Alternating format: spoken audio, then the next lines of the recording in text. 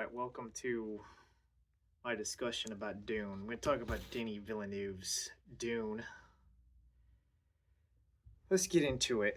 I'm going to talk about some of the major changes that he made that just grind my gears. So, nobody's talking about this, right?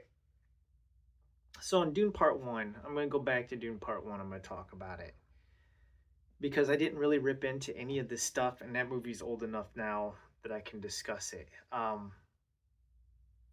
It's a pretty faithful adaptation of the source material. I complained that they gender swapped Liet Kynes and made Liet Kynes from a man into a woman, but it wasn't that big of a deal. I just thought his reasons for doing it were stupid.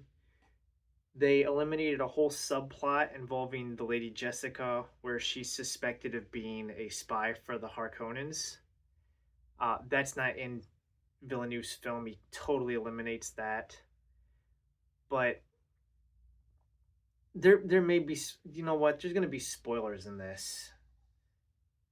So I mean, I'm going to talk about it though. I want to talk about the book versus the movie. So people said that part one was the most faithful adaptation of the novel. It's not. The Sci-Fi Channel adaptation was closer, even though it was a television movie. But there's other things. We don't get into anything about the Landsrad. We don't talk about that. You know, the houses, how that works. They don't talk about the Chom Company. The Spacing Guild is almost completely uninvolved in these. There's no explanation of Mentats in part one. Piter, the character of Piter, which was the Harkonnens Mentat, like he's on screen for like 2 seconds. Like you don't hear anything about him. Dr. Yue's training, his imperial conditioning is never discussed at all. There's so much that's left out, and I get it, it's an adaptation, but dude, the movie's like what, like 2 hours? It's well over 2 hours. But there's so much focus on, beautiful shot composition or whatever, slow motion, with, Hans Zimmer's score blaring over and Paul dreaming about Zendaya, Chani, that stuff that you could have put more substance into the film in these dead moments. It's just not utilized. So the movie is, and I thought, well, maybe they will inject some of this stuff into part two. Despite my problems with part one, I thought maybe part two will fix some of these issues that I'm having with part one, because after all, this is the introductory film that's kind of setting up the world, and maybe they'll flesh some of this stuff out more.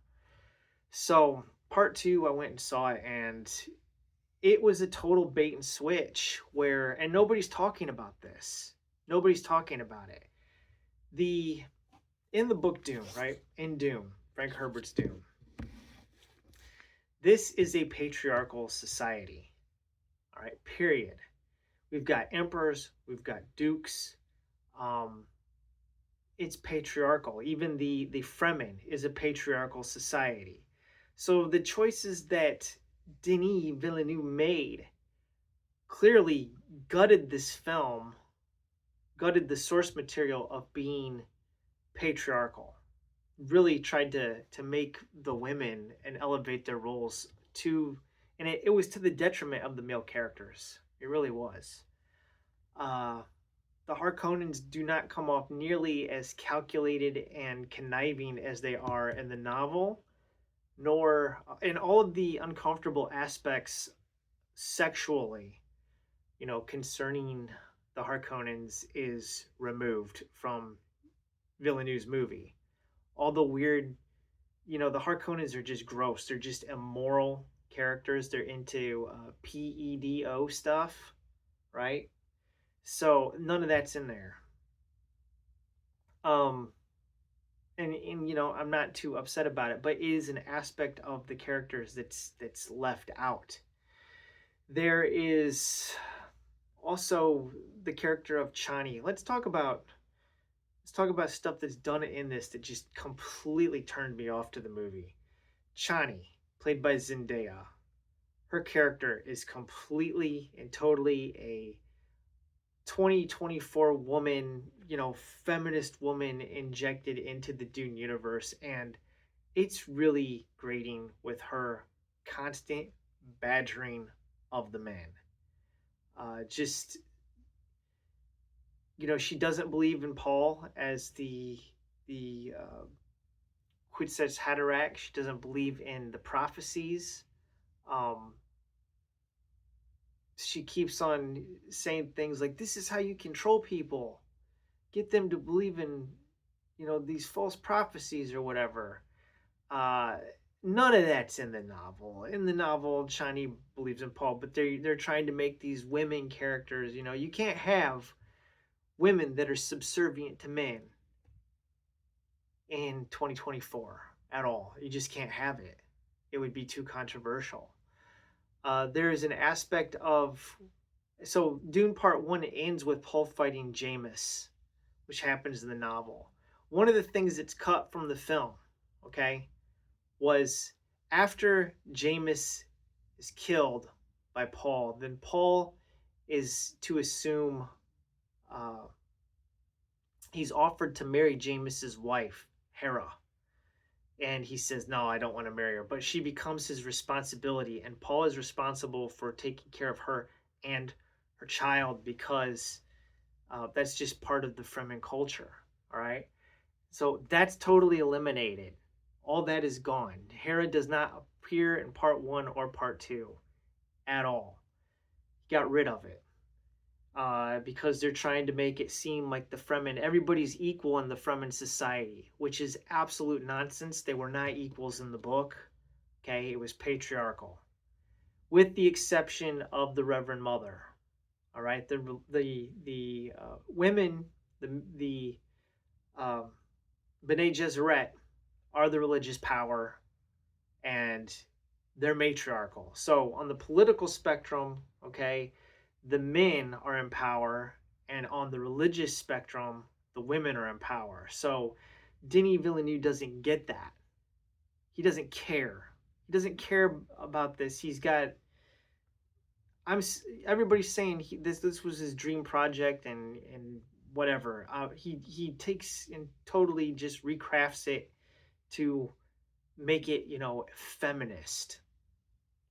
So even going so far as to the Harkonnens, all right, like they're shaved bald, even their eyebrows are shaved off, and they're like digitally colored as like super pasty bald white guys.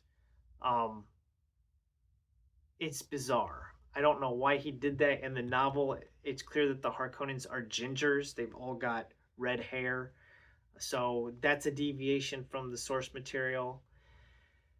Uh, let's see what else. Um, I think the Zendaya character Chani is like super annoying. Just her constant preaching.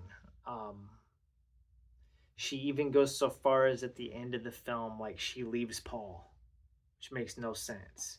In the novel, okay, Paul and Chani have a child together, Leto the second. All right, and again, this is spoilers. What makes Paul like do what he does, a lot of what he does, and you know, steering him in the direction of becoming the Messiah, and triggering the galactic jihad is the death of his child when they're attacked and his son is killed. That's not in the book, or I mean, that's not in the movie. That part of the book is eliminated. Also, in the film, there's no time skip. Part two picks up right where part one left off. I have a big problem with that because what it means is that you've created problems for yourself because if you've read the novel, okay, you know that Aaliyah, which is Paul's sister, is a preborn. When the Lady Jessica takes the water of life and she gets, she becomes a Reverend Mother, she gets all the memories of her ancestors and everything. Her daughter her unborn child gets it as well. Well, in the movie there's a gap, or in the book there's a time skip, right? Like when we meet Aaliyah, she's like 3 years old. She's one of the most unsettling aspects of the book is because it's this child that thinks like an adult. And this is why it's important that James's wife Hera, okay, is in the book, because the tribe is like scared, or they're like kind of like terrified of Aaliyah and see her as an abomination and weird. And Hera takes pity on her and kind of like, you know, loves Aaliyah, and all that's lost. We don't get any of that because Aaliyah's not born. Which I don't understand why the Fremen even needed Paul to be their Messiah, because Paul doesn't teach them anything. They learn nothing from him. In the novel, Paul and the Lady Jessica trained the Fremen and turned them into a fighting force by teaching them the weirding way, like how to use the Bene Gesserit, martial arts, all right, and how to use weapons and stuff. It's Paul that turns them into a fighting force, while he's integrated into their society. So like it's a symbiotic relationship. They learn from Paul, and Paul learns from them. They both are strengthened by it. In this film, I don't even know why the Fremen need Paul. He doesn't teach them anything.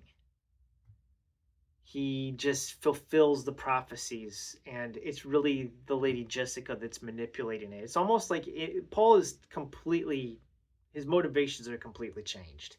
He's like resistant to it, and his mother Jessica's like manipulating him to become the Kwisatz Haderach, and the Lady Jessica's like talking with her unborn child, and they're like communicating with each other. But part of the thing was when Paul's son in the novel gets killed, Leto II, Aaliyah is abducted. The child Aaliyah is abducted by the Harkonnens. And, in the movie, let's just say, this is where he's going to run. If Denis Villeneuve is setting this book, or this movie, Dune Part 2, is supposed to set up the sequel books, if he's planning on turning Dune Messiah into a movie and Children of Dune into a movie, he's already created major problems with the source material things that are interesting that he's just ruined.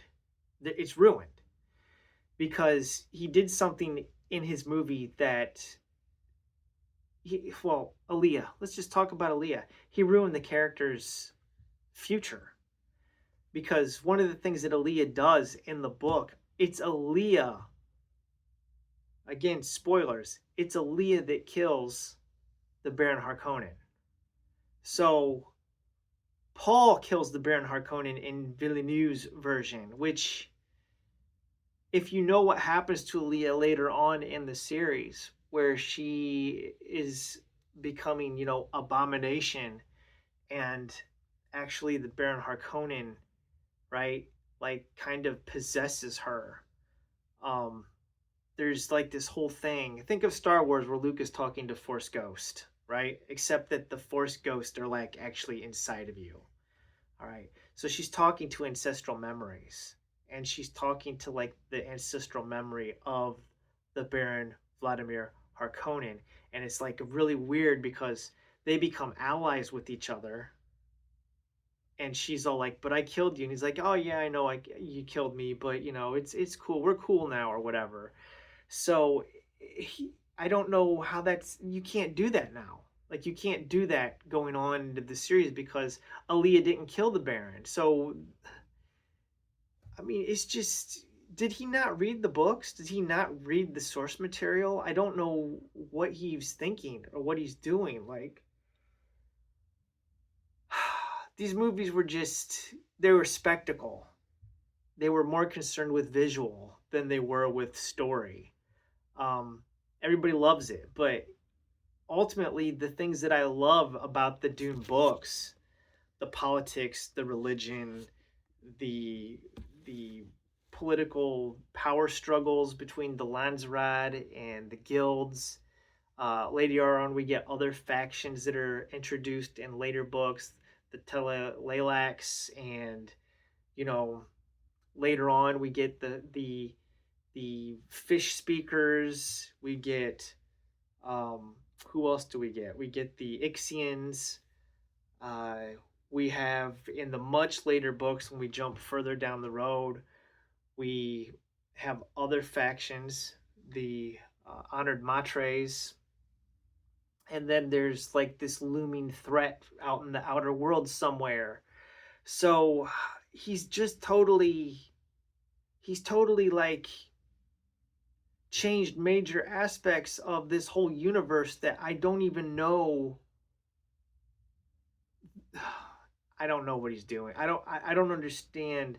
He must not have thought that he was going to make more books than this, because honestly, or more movies than this, than these two, because honestly, I don't see how he can overcome all the problems that he set up for himself in adapting Dune Messiah and Children of Dune. Um, it's just created major problems, all at the expense so that he could have a girl power message. You know, the strong woman that doesn't take no crap from a man, and she's not going to be fooled. She knows better than you do, Paul. She knows that your prophecy is garbage and that your whole religion is fake, and you know, Stilgar is a crazy person. This is another thing that really, Chani's character, you know, played by Zendaya, Liet Kynes, okay, is her father. In the book, Liet Kynes is her father. There's no mention of Liet Kynes being her father. Well, in this case, it would be her mother, because they gender swapped Liet Kynes. So Liet Kynes would have been Chani's mother. There's no mention of it in the movie. And Stilgar is her uncle in the book. So there's no mention of him being blood related to her. I mean, that aspect of it is totally jettisoned. So essentially, you know, she's from, and this is a whole other thing with the Fremen society. He introduces like this split in the Fremen society. Denis Villeneuve has, well, the southern Fremen are religious fundamentalists, and the northern Fremen are more enlightened and they don't believe in religion. That is not in the book. That's totally made up. He just made that up, and it weakens Stilgar as a character, because Stilgar is the leader of the Fremen. He's the leader. There is no council of leaders or whatever. Stilgar is it, right? And Villeneuve is just doing what he wants with the source material. So everybody that wants to come and just say now and say like, oh, David Lynch's Dune is garbage and Denis Villeneuve's Dune is more faithful to the source material than Lynch's. No, it's not. I actually think that Villeneuve has created more problems with his version, other than the very last scene of the movie, okay? But you know, we don't get Aaliyah. We don't get the creepy child Aaliyah in Villeneuve's version. He is the Quetzalcoatl Haderach. You know, we don't get that. We don't get her using the voice and being called an abomination. Aaliyah is she's one of my favorite characters. She's a tragic character. I really like her, and to not see her on screen other than in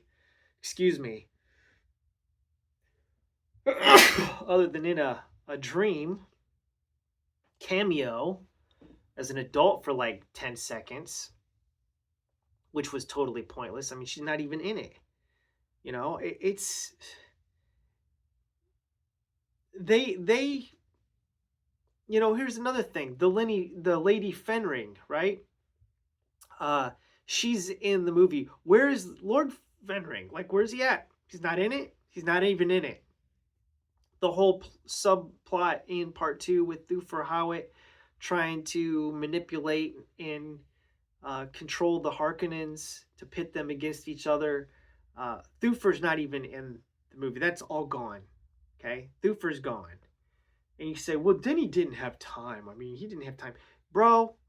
If you take part two and part one and part two together, it's, I watched part two today. It was 3 hours, dude. 3 hours. Part one was over 2 hours long. You're telling me that he can't cram some of this stuff in 5 hours and 20 minutes or however long the running time is? 5.5 hours of movie. He can't put some of this material in there. I mean, come on. I don't need 20 slow motion shots of, with dramatic music playing, with characters like walking, through the desert with, um, you could put some substance there. There's no substance. It's just been completely gutted. What has happened is Villeneuve has taken Dune and he turned it into Star Wars. A rated R Star Wars. That's what this is. I know it's PG-13, but whatever. You know what I mean. It's been, they used to say that, Dune is Star Wars for grown-ups. Well, Villeneuve has gutted all of the adult content, the grown-up content from Dune, and has dumbed it down to an extreme. Everything that I like about the books has been removed from the film. So I'm not going to go on. If you want to see other people tear this thing apart and tell you what they think about it, I'm sure you can find it. I'm just, as a Dune fan, as somebody that read the books, recently and like fell in love with them and just thinks that they're like great. I think they're great. I they get weird. There wasn't enough weirdness in this movie. I think not putting Aaliyah, the speaking child with the, ancestral memories that's super smart, was a total mistake. Um, the final fight with Fade Rotha and Paul, I didn't even care. I'd been sitting there for so long. I was just like, come on, just get it over with. Christopher Walken, bad casting. When he came on the screen and started talking, I laughed. I couldn't help it. I was just like, it's just Christopher Walken. And I was like, because I couldn't take it. Who is this Paul Muad'Dib? Ugh. I was like, this is crazy. Uh, but whatever. Everybody's gonna hate on me. Everybody's gonna come at me and tell me that I'm stupid and dumb. And I bet you haven't even, the people that are coming at me, I bet you haven't even read the book. I bet you haven't read the books. So maybe you read the comic book adaptation of Dune. I think there's a graphic novel out there. I read the Dune comic book. It was pretty good. I know I'm kind of being a jerk right now, but I I'm pretty TO'd, man. I'm ticked off. I'm pretty ticked off. The sci-fi adaptation of Dune is the most faithful adaptation. Um, they also adapted Children of Dune. Children of Dune was actually included Dune Messiah. It was a mini series. Dune Messiah was part one, and then part two. I think maybe it was three parts. I don't remember if it was three parts or two parts, but the second, third part, or whatever, was an adaptation of Children of Dune. But those are the most faithful adaptations. Now they did age up the kids in Children of Dune. In the book, I think they're like 9 years old, so they cast teenagers. And so they made them older, but that was really a minor change. And they upscaled the Princess Erlan's involvement in the movies as well. But they didn't do wholesale changing of characters like they did with Chani. I mean, the stuff they did with Chani and Paul, uh, and just how they made Stilgar seem, I don't know. It just, I was really just off put with the way that Stilgar was treated by Chani, by the way Paul was treated by Chani. Um, in a patriarchal society like that, it wouldn't be tolerated. It would not be tolerated. You could say, well, this is 2024 and we've moved on. We're more enlightened than that now. This isn't depicting 2024. I don't understand. This is a feudal society that has emperors and dukes and stuff, and it doesn't function by the rules that our modern enlightened, our so-called enlightened society functions in. So it's it's vandalism of the source material as far as I'm concerned, you know? Even when Peter Jackson made changes to The Lord of the Rings, he didn't do wholesale changes of the characters. You know what I mean? Like, okay, you're gonna say, what about Glorfindel? You know, okay, so swapping out Glorfindel with Liv Tyler, not that big of a deal. I understand there was some girl power stuff in there and some stupid romantic subplot, but they didn't like go in and start injecting. They didn't have, you know, she wasn't like berating the male characters in the movie and accusing them of toxic masculinity, or, you know, coming at